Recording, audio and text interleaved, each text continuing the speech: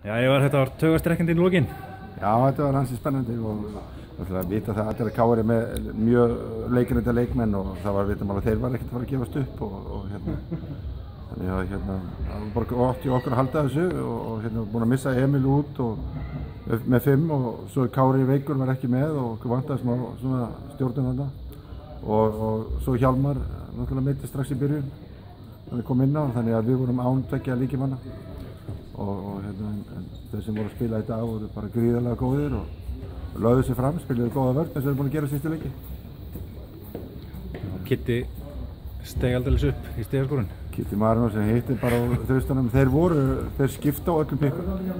og við vorum fljótir að láta Alex alltaf rúlla inn og fengum svo af sterkuleginni okkar bakverði upp og þannig ef við vorum ekki með frítt skot þar þá gætum við alltaf gefið inn á Alex og þá var hann alltaf með minni mann á sér og hann nýtti sér það mjög vel í dag og átti frábærleik. Þannig að við náðum að nýta okkur það að refsa þeim það sem þeir eru að gera.